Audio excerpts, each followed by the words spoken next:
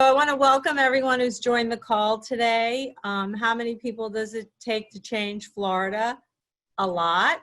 And so I thank all of you for joining us. And for those of you who I don't know, my name is Margie Stein.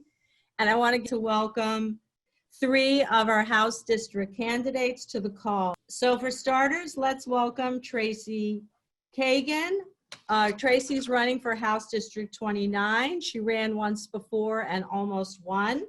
Tracey has worked to ensure the rights of all Floridians are protected. She's running to protect the future of Florida's children by advocating for strong public schools and gun safety. So let's hear from Tracey. Hi, everybody. I'm so glad you could all join, and I'm so glad to be part of this. I'm Tracey Kagan. I'm running for the House, District 29, which is Longwood, Lake Mary, Altamont Springs, and Sanford.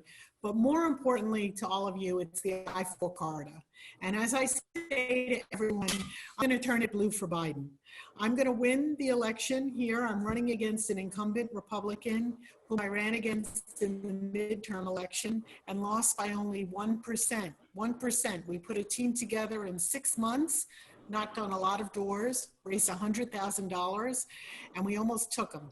Now we're definitely going to take him because it's so exciting. The disparity between the Republicans and the Democrats in my district in the midterm election was 14,000 more Republicans than Democrats.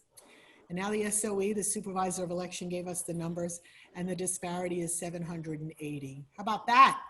How about that? It's very exciting for me. A little bit of information about me. I'm a single mother.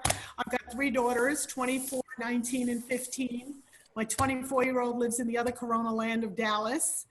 My 19-year-old goes to FSU, and she's home and can't wait to get back. And my 15-year-old is in 10th grade, and she wants to go to face-to-face school, so we got issues at home. I'm a criminal defense attorney of 30 years. I was galvanized into action because of Parkland.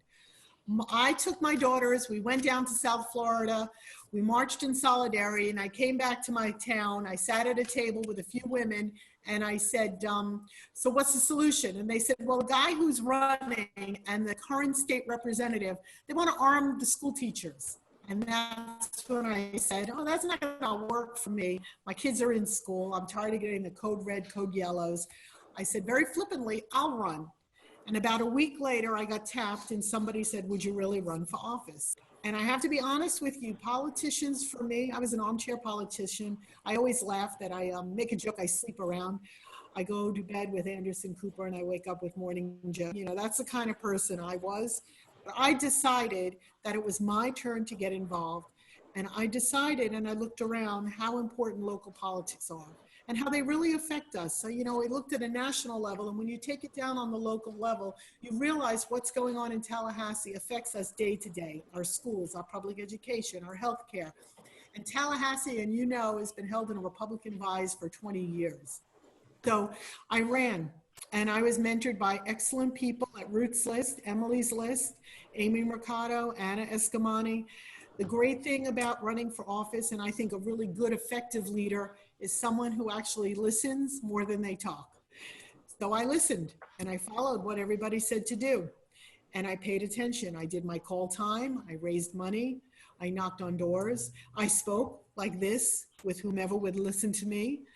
And I reached a lot of people. And I really feel that we are, and I know you all feel this way because that's why you're here tonight, that we don't have any leadership. We are absent without leadership. And what we do have are people that are all about the self and not about the other. And to me, being a Democrat and running for office is being inclusive. I want to run for everyone, not for Tracey Kagan on the banner. I want to run so that I can represent everyone's interests because we're not being heard, we're not being represented, our monies are not going in the right places. And too often, I find that our government on the local and the national level are all about preserving their lifestyle and not ours. So that is why I'm running for office. I'm very passionate. I cannot lose.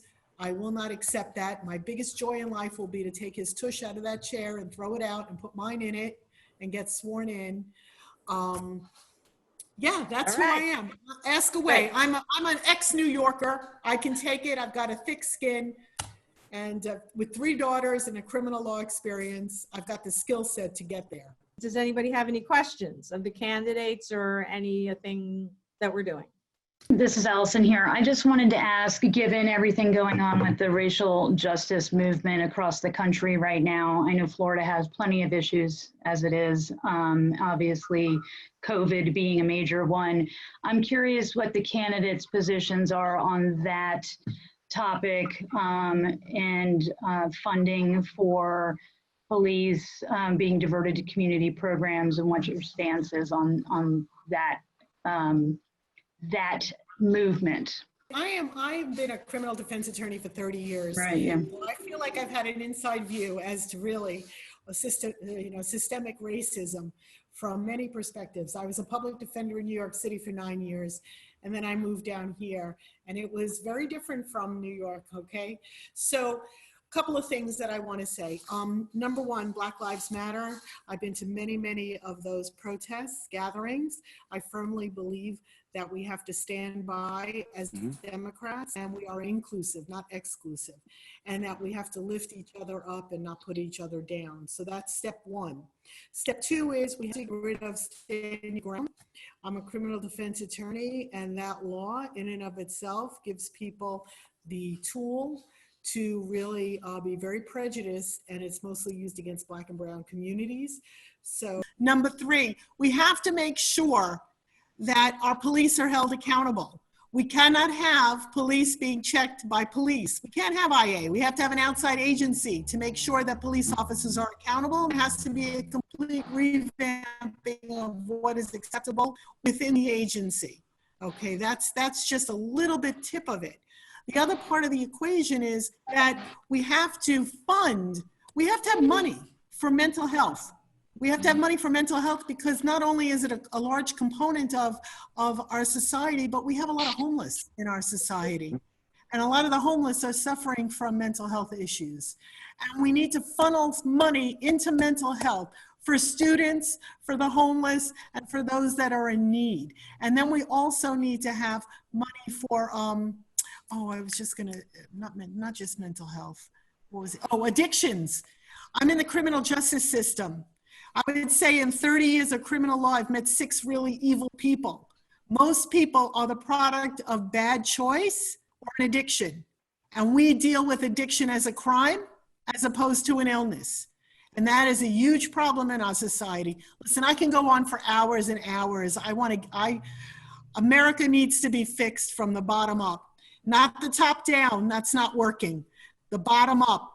We need to really respect people and make some good laws to get people what they need. So when you say defund the police, I say we need agencies that deal with specific issues. That's what I interpret that to mean. I actually have a question on the charter school issue. So I'm here in Southwest Florida, and the sort of conventional wisdom around one of the reasons that Andrew Gillum is not our governor is that the Republicans did an amazing amount of outreach to African-American moms who in fact want their children in charter schools because depending on where they live, that is the child's best ticket out. And so for this part of Florida, we have to be very careful when we talk about education. And I'm just curious if any of you, the 3 of you, have any thoughts about how we turn the tide on this issue. Thank you. The chief thing is to expose the fact that there's charter schools and then there's charter schools for profit. You must delineate and you must expose them. And Cochran, speaker, his wife owns a charter school. Isn't that interesting? Okay, follow the money. I think the key to it, and see, their end goal is to get rid of public education. So I think the best way to do it is to expose it for what it is and to make sure that those dollars get to public education. Otherwise you have self-fulfilling prophecy. You take the money away, the school fails. You need to fund it. You need to put the money back into public education. I was a product of public education. I went to a public school. My kids went to public school, never thought about sending them to a private school. I'm all about that. We have no after-school programs anymore. Everything has been cut. We need to put it back. I saw a question that popped up, though, what you can do for us. Al, did you ask that?